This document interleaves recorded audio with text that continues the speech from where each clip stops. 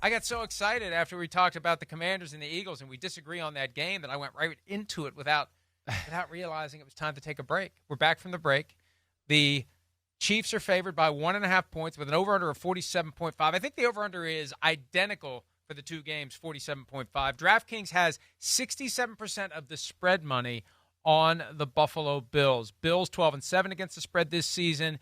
Chiefs, despite being 16-2 overall, are 8-10 against the spread. So, what we're going to do, because we got 4 segments to fill in the show, I think, we're going to talk in this segment about the Chiefs' offense when they have the ball. Let's break it down. Chris, Patrick Mahomes, and his weapons that aren't as dangerous as they've been in the past against a Bills defense that's gotten better as the season's gone on, in part because they've gotten healthy. Yeah, that's right. They have the weapons of Kansas City. I think that's a perfect spot to start, right? Are we going to we see flashes of Xavier Worthy? Is this a week we see the flashes? Hollywood Brown, right? We had a chance to catch a long ball last week. He dropped it as he kind of went to the ground and somebody knocked it out. Yeah, but will they show up? To me, if they show up, that's where this becomes like, oh, whoa, the Chiefs are a little more dangerous on offense than I thought. But because they're smaller and they get bumped around a little bit, their body makeup is not always necessarily conducive to playoff-type football. So I'm a little bit like, I'm not sure, how much they'll show up in this one. I'm not sure. The Chiefs' offense is different. It's different than it was even last year, right? They can't run the ball like they did last year towards the end of the season. And that's advantage Buffalo. Buffalo is not nearly as compromised on the defensive side of the ball in this matchup as they were last week against the Baltimore Ravens. I mean, come on, let's be serious. The Ravens' offense was one of the best offenses in the history of football, period. So there's not many offenses you're going to play that are that good. Now, this one's different, and where you look at the Bills and go, hey, they got a fighting chance here, and of course they do because I know they beat them in the regular season, but I don't think the Bills, who usually when they play really good teams have to worry about being overpowered in the run game. You heard them talk about it a lot after they won the game against the Ravens last week. They heard everybody talking about the Ravens could push them around and do that. There's not that element. And also with Joe Thuney going out the left tackle, which I think is where he's going to be, that's hurt the Chiefs' ability to run the ball inside because he's a really good left guard with Creed Humphrey at center. That's a damn good combo, and Trey Smith at the right guard. But so they're not as good as that, let alone the running back position. And that's where Buffalo, I think, will be able to play a little bit of, hey, we'll have people down here at the line of scrimmage, but they're going to play more pass defense than they are run defense in this one. I think priority number one for them is going to be, right, how to stop Mahomes and Andy Reid and all the awesome little zone beaters they have in their offense. And because they don't have to worry about the run game, that's usually when McDermott can be a real pain in the ass in that department and cause some problems. So that's definitely something I'm interested to see in this matchup here. Let me ask you this question. Yeah. Who is more likely to be on a milk carton in the Kansas City offense, DeAndre Hopkins or Juju Smith-Schuster? Well, I mean, I feel like Juju Smith-Schuster has actually gone to, like, not even really playing much. So that would be that. But I think, like, for the guy that's on the field that is not going to get the ball nearly, I think that's DeAndre Hopkins. Because he played last week, but he had a hard time getting open and separating. And that's why I think, they're going to continue to lean on Kelsey and hope that Xavier Worthy and Hollywood Brown can be the guys. Because, I don't think DeAndre Hopkins is a guy you can rely on to get open in big moments at times anymore. I'm looking at Smith-Schuster's stats from this year. He had that big game on the Monday night against the Saints where he had 7 catches, 130 yards, no touchdowns, but that was his biggest production. His numbers have just been pathetic. He had a touchdown against the Browns, 1 catch for 7 yards and a touchdown, but 1 target, no catches against the Texans in the regular season, 1 target, no catches against the Texans in the playoff game, and then you got DeAndre Hopkins, who hasn't done much really since the Black Friday game against the Raiders, 90 yards on 4 catches. Yeah. He's got 32, 36, 37 yards in 3 straight games, and then he had 1 target, no catches against the Texans in the playoffs. And I almost feel like one of those guys has to do something. And maybe one of them can kind of get lost in the wash where you've got Kelsey that they're clearly going to pay attention to, especially after you had a great game last weekend. And then you've got Worthy and Hollywood Brown. I feel like there's a way to scheme this up to maybe have a surprise for the Bills where one of these guys that maybe we've forgotten about, who has a track record of performing, can find a way to have a key role in this game and maybe be a difference maker. I think it's a necessity that they have to find that guy. It can't just be Mahomes making unreal plays and, spinning around and avoiding 4 sacks and nobody's open and, oh, what a throw, or just Kelsey. It can't be that. Who is going to be that other guy? That's going to be crucial, right? And to that point and to where you're going there with that conversation, I think there's possibilities there that could happen because as much as I talked about, hey, Buffalo, you've heard me all year. They like to play zone defense. They have issues stopping the run when it's a big, powerful running football team. Well, the Kansas City Chiefs do not classify as big, powerful running football team, but where the Chiefs really pose problems for the Bills, because the Chiefs and everybody have been scared of them so long and the way Mahomes and Tyreek Hill jumped on the scene, they've played so many teams that play them in zone defense and play back because we don't want to let Mahomes have the big play, that they have an incredible variety of zone concepts, right? They are an incredible zone offensive football team. Andy Reid, Matt Nagy, Mahomes, they have a million different ways of, if you try to go, 4-on-3 or 3-on-2, of having to spread that zone out in certain little route combinations and then getting someone in there to settle in between everybody after they've spread it out and have huge holes.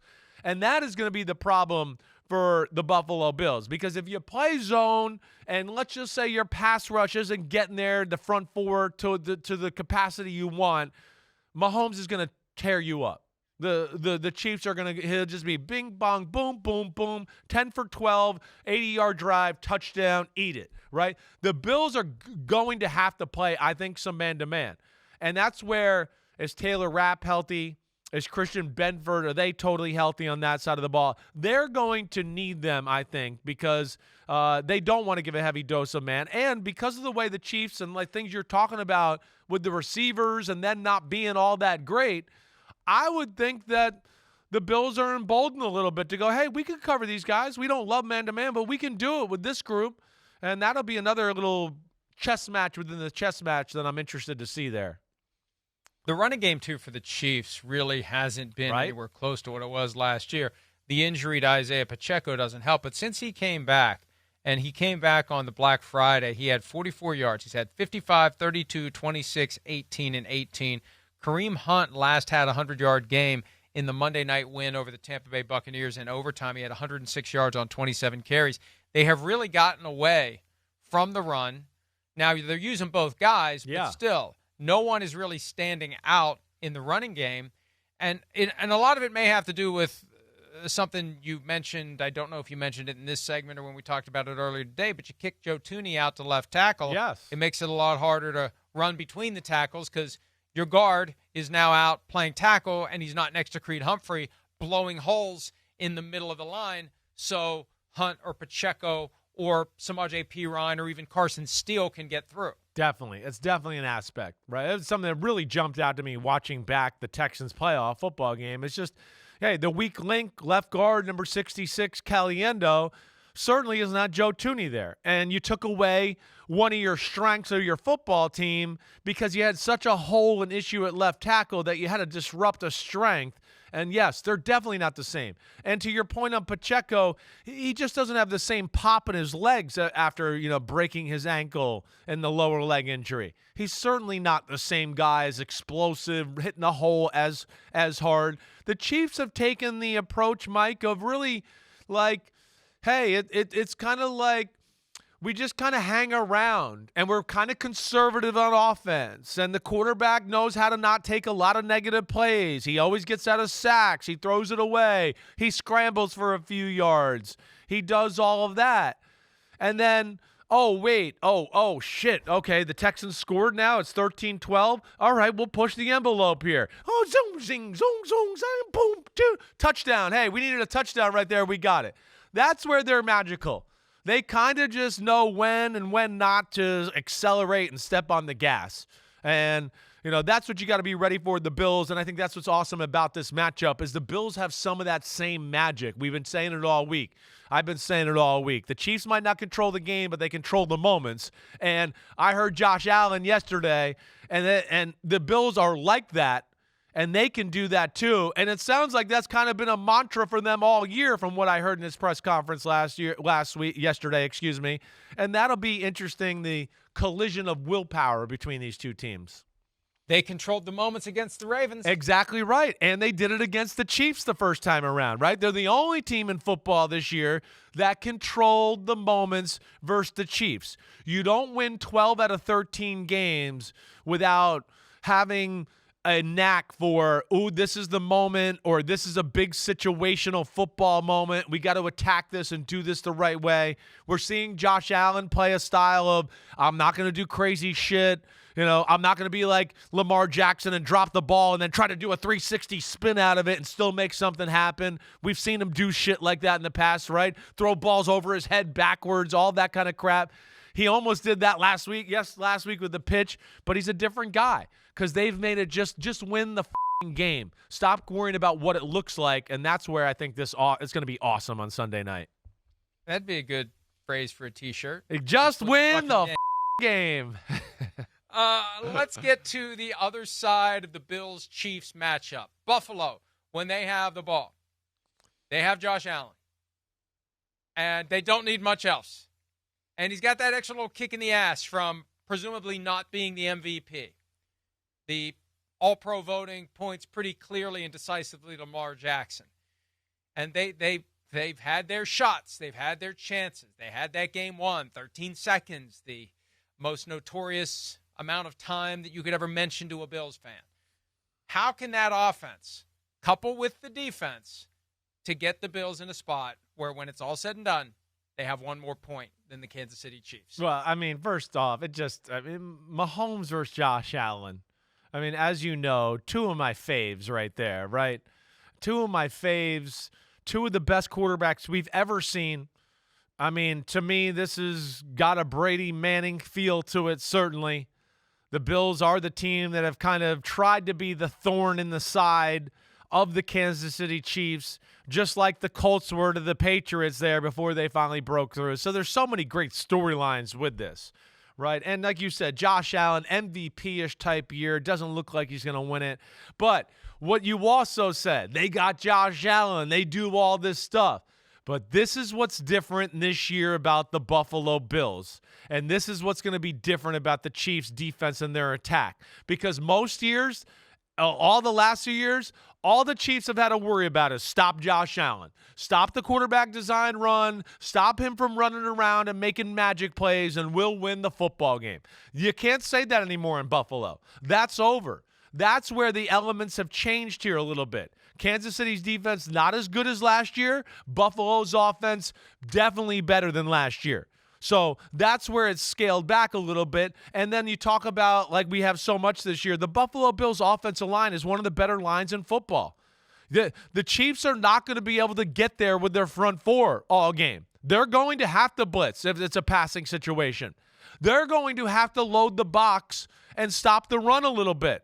Because James Cook is showing you he's one of the best running backs in football, and they can move people. We saw them move Baltimore last week. They'll be able to move Kansas City as well.